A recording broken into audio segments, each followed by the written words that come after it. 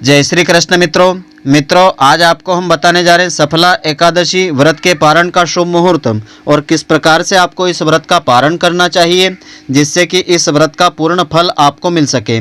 तो मित्रों, आप सभी का बहुत बहुत स्वागत है आपके अपने ही चैनल एस्ट्रो गुरुजी में। यदि आपने अभी तक हमारे चैनल को सब्सक्राइब यदि नहीं किया हो तो अभी सब्सक्राइब कर लें और बेल आइकन को अवश्य दबाएं, जिससे हमारे अगले आने वाले नए वीडियो की नोटिफिकेशन सबसे पहले आपके पास पहुंचे। आप नित्य नई ज्ञानवर्धक जानकारियां व नित्य का राशिफल हमारे चैनल से प्राप्त करते रहें। तो वर्ष 2021 के आखिरी गुरुवार को यानी 30 दिसंबर को सफला एकादशी का व्रत किया जा रहा है। इस एकादशी का बहुत ही खास महत्व होता है। यह एकादशी व्रत करने से जीवन में सफलता देती है, मोक्ष फल की प्राप्ति होती है, क्योंकि इस दिन खास संयोग निर्मित हो रहा है। 30 दिसंबर को दरअसल सफला एकादशी और गुरुवार का विशेष संयोग बना हुआ है। यह एकादशी व्रत सभी प्रकार के पापों से मुक्ति दिलाता है तथा गुरुवार का दिन देवगुरु बृहस्पति का खास दिन माना गया है। इस दिन बृहस्पति देवता तथा भगवान विष्णु जी की आराधना का विशेष दिन होता है। इस दिन भगवान सत्यनारायण की कथा पढ़ना चाहिए अथवा सुनना चाहिए, या विष्णु सहस्त्र नाम के पाठ को करना चाहिए अथवा श्रवण करना चाहिए। तो इस बार पौष मास कृष्ण पक्ष की यानी सफला एकादशी के दिन पूजन का शुभ मुहूर्त पारण का समय इस प्रकार से रहेगा। इस अवसर का लाभ उठा करके आप विधि पूर्वक पूजन करके आप इसका संपूर्ण फल प्राप्त कर सकेंगे। तो सफला एकादशी तिथि का आरंभ 29 दिसंबर 2021 दोपहर को 4:12 से हुआ तथा गुरुवार 30 दिसंबर 2021 दोपहर को 1:40 तक एकादशी तिथि रही। तो इस दिन अभिजीत मुहूर्त दिन के 12:03 से आरंभ होकर के दोपहर 12:44 तक रहा। तो प्रातः काल के पश्चात आप इस समय में भी पूजा आदि कर सकते हैं।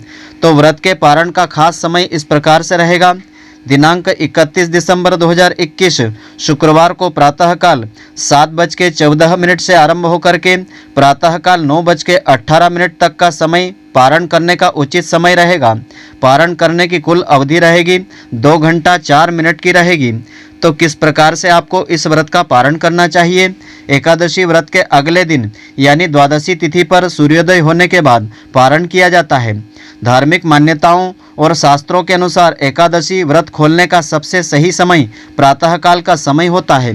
व्रतधारी को यानी व्रत करने वालों को मध्याह्न काल में व्रत का पारण भूल करके नहीं करना चाहिए।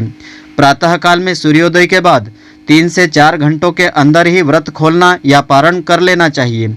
अगर किसी कारणवश व्रत करने वाला प्रातःकाल में पारण नहीं कर पाए तो उन्हें प्रातः 11 बजे से दोपहर 1 बजे के बीच व्रत ना खोलते हुए मध्याह्न काल खत्म होने के बाद ही व्रत खोलना चाहिए, यानी दोपहर 1 बजे के बाद आप इस व्रत का पारण कर सकते हैं। एकादशी व्रत का पारण करने से पहले स्नान आदि से निवृत्त होकर के स्वच्छ धुले हुए वस्त्र पहनना चाहिए। फिर भगवान विष्णु जी की विधिवत पूजा करना चाहिए।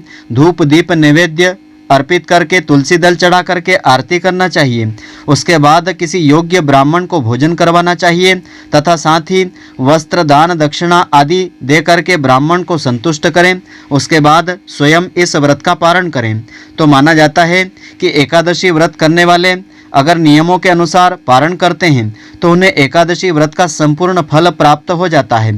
पारण के समय जरा सी भूल होने पर इस व्रत का कोई फल प्राप्त नहीं होता है। पारण वाले दिन तामसिक वस्तुओं का सेवन करने से आपको बचना चाहिए। इस बात का विशेष आपको ध्यान रखना चाहिए। तो हिंदू पंचांग के अनुसार एकादशी व्रत के लिए दशमी के दिन सिर्फ एक ही वक्त सात्विक आहार आपको लेना चाहिए। संध्या काल में दातून करके पवित्र होना चाहिए। रात्रि के समय भोजन आपको नहीं करना चाहिए। भगवान के स्वरूप का स्मरण करते हुए सोना चाहिए, यानी एक दिन पहले दशमी के दिन इस प्रकार से आपको नियम अपनाना चाहिए। एकादशी के दिन प्रातःकाल स्नान करके इस व्रत का संकल्प लेना चाहिए और व्रत को धारण करना चाहिए। श्री विष्णु पूजन के लिए ऋतु के अनुकूल फल, नारियल, नींबू, नैवेद्य आदि 16 वस्तुओं का संग्रह करना चाहिए। इस सामग्री से श्री विष्णु जी की पूजा आपको करना चाहिए। दिन में भगवान विष्णु जी की पूजा करना चाहिए। पूजा में धूप दीप नाना प्रकार की सामग्रियों से विष्णु भगवान को प्रसन्न करना चाहिए। कलुषित विचारों को त्याग करके सात्विक भाव धारण करना चाहिए। रात्रि के समय श्री हरि के नाम से दीपदान करना चाहिए, इसका अनंत गुना फल प्राप्त होता है। आरती एवं भजन गाते हुए रात्रि जागरण भी इस दिन करना चाहिए। इस एकादशी को अत्यंत भक्ति और श्रद्धा पूर्वक आपको करना चाहिए। इस एकादशी के व्रत के समान यज्ञ, तीर्थ, दान, तप और कोई दूसरा व्रत नहीं होता है।